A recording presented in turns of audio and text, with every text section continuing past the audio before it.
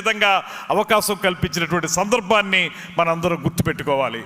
నేను మా నియోజకవర్గంలో కానీ నాకు తెలిసిన వారితో కానీ చెప్పే మాట ఒక్కటే, ఏనాడు కూడా మనం ప్రభుత్వంలో గట్టిగా మాట్లాడడానికి అవకాశం లేనటువంటి సందర్భాల్లో కేవలం పోరాటం మాత్రమే చేసే సందర్భాల నుంచి ఇవాళ మనం ప్రభుత్వాధికారులతో మాట్లాడి ప్రజలకు కావలసిన అంశాలు ఇవి, వీటిని పరిష్కరించండి, వీటిని అమలు చేయండి అని అధికారపూర్వకంగా చెప్పగలిగేటువంటి శక్తియుక్తులు మనకు వచ్చాయంటే దానికి ఒకే ఒక్క నాయకుడి కారణం, అది మన కొణిదెల పవన్ కళ్యాణ్ గారు అనేటువంటి మాటను కూడా మరొకసారి మీకు మనవి చేస్తున్నాను.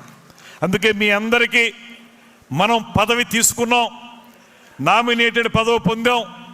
ఈ పదవి పొందిన తర్వాత పదవి అనేది అలంకారప్రాయం కాకూడదనేటువంటి మాటతోటి ఈ పదవి ద్వారా మనకి ఏ బాధ్యతలు సంక్రమించాయి, ఏ హక్కులు సంక్రమించాయి, హక్కుల్ని మనం ఎలాగ తీసుకోగలుగుతాం, దాంతోపాటు బాధ్యతలను కూడా తీసుకోవాల్సిన బాధ్యత మనందరి మీద ఉంది.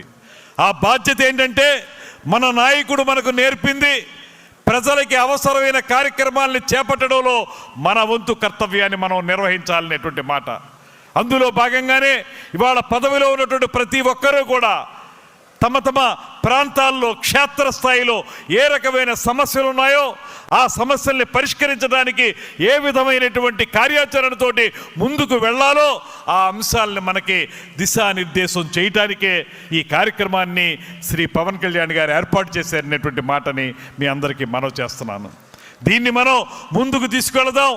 ఏ సదుద్దేశంతో అయితే, ఏ లక్ష్య సాధన కోసం అయితే మనల్ని అందరినీ కూడా వివిధ రకాల పదవుల్లో శ్రీ పవన్ కళ్యాణ్ గారు పెట్టారో ఆ పదవుల ద్వారా ప్రజలకి మంచి చేయడం ద్వారా ప్రజా సంక్షేమం కోసం, ప్రజా అభివృద్ధి కోసం కృషి చేయాల్సినటువంటి బాధ్యతను గుర్తించడానికే ఈ కార్యక్రమాన్ని మనం ఏర్పాటు చేసుకున్నాం అనేటువంటి మాటని మనం చేస్తున్నాను. రాబోయే 3-4 సంవత్సరాల కాలంలో మీరు చేపట్టేటువంటి ప్రతి కార్యక్రమం కూడా పవన్ కళ్యాణ్ గారు మనకు ఆదేశించినటువంటి విధానాలు ఏవైతే ఉన్నాయో ఆ విధానాలకు లోబడే మనం పనిచేయాలి.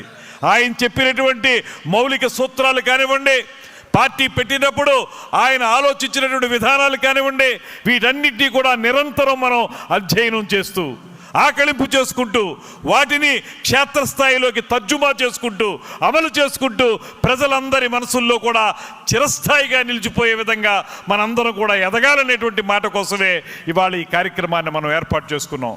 అందుకే మీ అందరికీ ప్రత్యేకంగా మనవి చేస్తున్నాను, శ్రీ పవన్ కళ్యాణ్ గారు మరి కొద్దిసేపట్లో వస్తారు, వచ్చి మనకి దిశానిర్దేశం చేయడం జరుగుతుంది. ఈ లోపల వేదిక మీద ఉన్నటువంటి పెద్దలు కొంతమంది మాట్లాడతారు, వారు మాట్లాడిన విధానాలను వినండి. మీరందరూ కూడా పూర్తి స్థాయిలో మన పార్టీ యొక్క గొప్పదనాన్ని, మన పార్టీ లక్ష్యాల్ని పూర్తిగా ఆకలింపు చేసుకోవాల్సిన అవసరం ఉంది. ఇవాళ మనకు పదవి వచ్చిందంటే అంతో ఇంతో మనం అధికారపూర్వకంగా కొన్ని పనుల్ని శాసించి చేయించగలుగుతాం. ఆ శాసించే క్రమంలో మనం మాట్లాడే ప్రతి మాట కూడా ప్రజా సంక్షేమం కోసం మాత్రమే మాట్లాడాలనేటువంటి మాటను కూడా ఈ సందర్భంగా మీకు మనవి చేస్తున్నాను. దానికి సంబంధించే ఇవాళ మీ అందరికీ కూడా ప్రత్యేకమైనటువంటి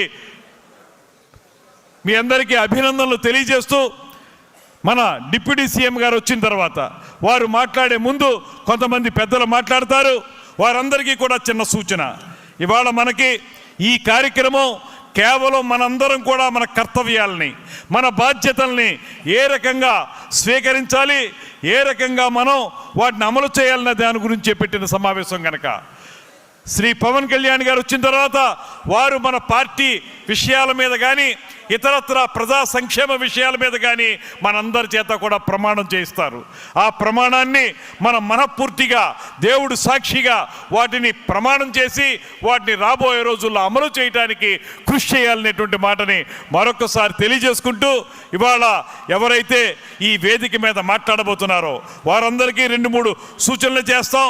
మీరందరూ కూడా మాట్లాడేది 2 నిమిషాల నుంచి 3 నిమిషాల లోపు మాత్రమే మాట్లాడాల్సినటువంటి అవసరం ఉంది. అంతటితో మీ ప్రసంగాన్ని ముగించాలి. 5:45కి మన డిప్యూటీ ముఖ్యమంత్రి గారు వస్తారు. వారు వచ్చే లోపల మనం కార్యక్రమాన్ని ముగించుకోవాలి. నేరుగా సబ్జెక్ట్లోకి వెళ్ళండి మాట్లాడేవారు. దాంట్లో వేదిక మీద ఉన్న వారందరినీ సంబోధించాల్సినటువంటి అవసరం లేదు.